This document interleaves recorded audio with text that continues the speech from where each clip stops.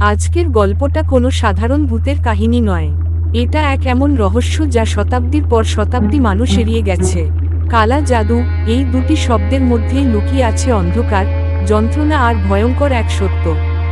আপনি কি কখনো শুনেছেন এমন এক বইয়ের কথা, যেটা একবার খোলার পর আর কখনো বন্ধ হয় না? আজ আমরা খুলে ফেলব সেই রহস্যের পর্দা।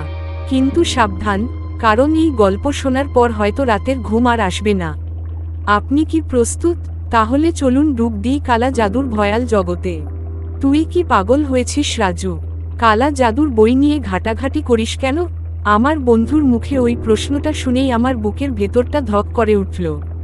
হ্যাঁ, স্বীকার করছি, আমি কালা জাদু নিয়ে একটু বেশিই আগ্রহী।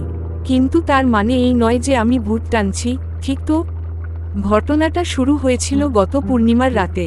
আমরা চার বন্ধু, আমি, রাজু, সুমন, আকাশ আর নাদিম, ঘুরতে গিয়েছিলাম উত্তরবঙ্গের এক পুরনো খামার বাড়িতে। জায়গাটার নামও বেশ গা ছমছমে, ভূত পাহাড়। নাম শুনেই পায়ে কাঁপুনি ধরে যায়, বুঝতেই পারছেন।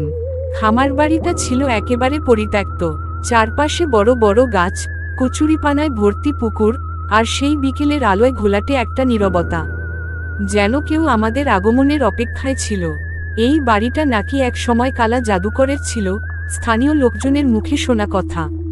তাদের কেউ কেউ বলেছে সেখানে রাতে জিন, আত্মা আর পিশাচ ঘোরাফেরা করে। আমি আমি হেসেই উড়িয়ে দিয়েছিলাম, কিন্তু সেটা ছিল আমার জীবনের সবচেয়ে বড় ভুল। ঘরের মেঝেটা ছিল কেমন যেন ফাঁপা। আমি পায়ের আঘাতে ঠুকঠুক আওয়াজ শুনে চমকে গেলাম। এই দেখো, নিচে কিছু একটা আছে, আমি চেঁচিয়ে উঠলাম। নাদিম ছুটে এল, তোর মাথা গেছে নাকি? রাতে এইসব করবি না বলছিলাম। কিন্তু সুমন তো থেমে থাকার ছেলে নয়। সে হাতুড়ি দিয়ে মেঝেটা ভেঙে ফেলল। আর কি আশ্চর্য, নিচে বেরিয়ে এলো এক পুরনো কাঠের দরজা। দরজার ওপর জং ধরা একটা লোহার তালা, আর তালার ওপরে লেখা কিছু আজব চিহ্ন। মনে হচ্ছিল আরবি বা সংস্কৃত নয়, যেন কোনো নিষিদ্ধ ভাষা। তুই খুলবি? আকাশ জিজ্ঞেস করল। আমি থমকে গেলাম, কে জানে ওখানে কি আছে। কিন্তু হঠাৎ তালাটাই যেন নিজে থেকেই খুলে গেল। না, এটা কি সম্ভব? কেউ কি বাইরে থেকে খুলল, নাকি ভেতর থেকে? নিচে নামতেই আমরা চারদিক থেকে কেমন একটা ঠান্ডা হাওয়া অনুভব করলাম। বাতাসে এক অদ্ভুত গন্ধ, পচা মাংসের মতো, আবার কিছুটা গন্ধ ধূপ ধুনোর মতো। সেই ঘরের মধ্যে একটা টেবিল ছিল। টেবিলের উপর রাখা ছিল একটা পুরনো, কালো রঙের মোটা বই, যার মলাটে লেখা ছিল আল জাহান্নামের দ্বার। আমি কাঁপতে কাঁপতে বইটা খুললাম। প্রতিটা পাতায় অদ্ভুত সব ছবি, রক্তের দাগ, আগুনের বৃত্ত, আর চোখহীন মানুষের মুখ। হঠাৎ করেই বাতি নিভে গেল।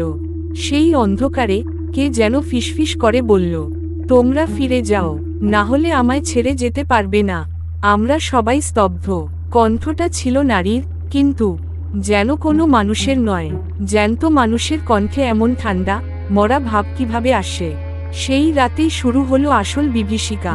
সুমনের ঘুমের মধ্যেই শরীর কাঁপতে লাগলো। তার গলা শুকিয়ে এল, মুখ বেঁকে গেল, যেন কেউ তার শরীর দখল করে নিচ্ছে। আমায় বাঁচাও রাজু, ও ও ঢুকছে, ও আমার মধ্যে ঢুকছে। সুমনের কণ্ঠটা আচমকা বদলে গেল। তার চোখ দুটো পুরো সাদা, জিভ বেরিয়ে এসেছে। আমি আর আকাশ দুজনই তাকে ধরে রাখতে চেষ্টা করলাম, কিন্তু তার শক্তি মানুষের না। ও যেন মানুষ ছিলই না তখন। নাদিম বলল, বইটা ফেরাও। ওটা এনে তুই আমাদের শেষ করে দিলি রাজু। কিন্তু আমি তো শুধু দেখতে চেয়েছিলাম, জানতে চেয়েছিলাম, এটুকুও কি করা যাবে না? না, কালা জাদু জিনিসটাই জানার না। এটা মানুষের জিনিস না। রাত তখন 3টা। আমরা বইটা ফেরত দিতে চাই, কিন্তু ঘরের দরজাটাই আর খোলে না। চারদিকে শো শো শব্দ, জানালার কাঁচ ভেঙে পড়ে গেল। আর সেই ফাঁকা জানালা দিয়ে ঢুকলো এক ছায়ামূর্তি, যার মুখ নেই, কেবল চোখ দুটো লাল। লাল না, আগুনের মতো জ্বলছিল। আমি এখানকার পাহারাদার, বই ফিরিয়ে দাও, নইলে তোদের আত্মা আমি খাবো। আমরা কাঁপতে কাঁপতে বইটা এগিয়ে দিলাম, কিন্তু ছায়ামূর্তি বলল, এখন দেরি হয়ে গেছে। বই খোলা মানেই চুক্তি স্বাক্ষর, তোরা ছাড়া পাবি না। আমি চিৎকার করে উঠলাম, আমরা তো কিছু করিনি, ক্ষমা করো। কিন্তু মাফ, সেই শব্দটা যেন অচেনা ছিল ওই অন্ধকার শক্তির কাছে। শেষে আমরা সবাই মিলে একটাই সিদ্ধান্ত নিলাম, আগুনে পুড়িয়ে ফেলব বইটা। কিন্তু আগুনও যেন কাজ করল না। বইটা দাউ দাউ করে জ্বলল বটে, কিন্তু পুড়ল না। সেই মুহূর্তে সুমন চিৎকার করে উঠল, ও আমার শরীর ছেড়ে যাচ্ছে। কিন্তু ও বলেছে ওর জায়গায় কাউকে দিতে হবে। আমরা তিনজন তাকিয়ে আছি, কে হবে সেই বলি। সবাই একে অপরের মুখের দিকে চেয়ে রইল। আর সুমনের শরীর কাঁপতে কাঁপতে স্থির হয়ে গেল। আজ 5 বছর পেরিয়ে গেছে সেই রাতের। সুমন নেই। পুলিশ বলেছিল হার্ট অ্যাটাক, কিন্তু আমি জানি সেটা সত্যি না। আমরা তিনজন যে এখনো বেঁচে আছি এটাই অলৌকিক। কিন্তু প্রতিদিন রাতে আমি সেই ফিসফিসানি শুনি, তুমি পালিয়েছ, কিন্তু আমি এখনো এখানে আছি। সেই বই, সেই ছায়া, সেই গন্ধ এখনো আমার ঘরে ঘুরে বেড়ায়। আপনি কি কালা জাদুর বই নিয়ে কৌতূহলী? আপনি কি সেই গোপনটা জানতে চান? তাহলে সাবধান, কারণ কালা জাদুর রহস্য একবার খুললে সেটা আর বন্ধ করা যায় না। সেই রাতের পর থেকে আমার জীবন একদম বদলে গেছে। সাধারণ মানুষ যেমন সকালে উঠে কাজের পেছনে ছুটে বেড়ায়, আমি তেমন নই। আর আমি এখন চিহ্নিত। আমি একবার সেই দরজা খুলেছি, কালা জাদুর জগতে উকি দিয়েছি, আর ওরা সেটা ভুলে যায় না।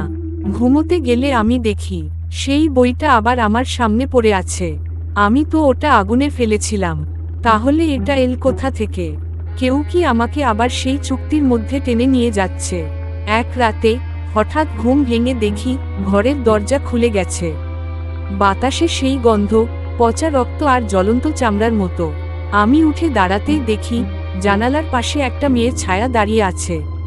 সে ধীরে ধীরে ঘুরে আমার দিকে তাকালো। তুমি আমায় ফিরিয়ে দিতে পারোনি, এখন আমি তোমার মধ্যেই থাকব। আমি দৌড়ে দরজা বন্ধ করতে গিয়ে দেখলাম হাত কাজ করছে না, শরীর জমে গেছে। আমি চিৎকার করতে চাইলাম, গলা দিয়ে আওয়াজই বের হচ্ছে না। পরদিন আমি এক বুড়ো ফকিরের খোঁজে গেলাম। সে ছিল একমাত্র লোক যে নাকি কালা জাদু সম্পর্কে কিছু জানে। ফকিরটা আমাকে দেখে বলল, তুই বই খুলেছিস? কাকে ডাকছিস বুঝে করেছিলি? আমি কাঁপতে কাঁপতে বললাম, আমি কিছু ডাকিনি, শুধু দেখেছিলাম। সে হেসে উঠল, কাউরে জানিস না, দেখলেই ওরা ডাকে।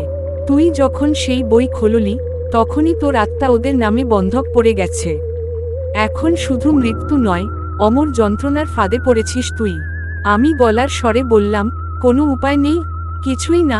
সে একটা পাথরের কাটা চিহ্ন দেখিয়ে বলল, এই চিহ্নটা, এটা ওদের অস্তিত্ব ছিন্ন করতে পারে। তবে খেয়াল রাখিস, একবার ভুল করলে ওরা তোর শরীর ছেড়ে তোর আত্মাকেই পোড়াবে। আমি সিদ্ধান্ত নিলাম, আর পালাবো না।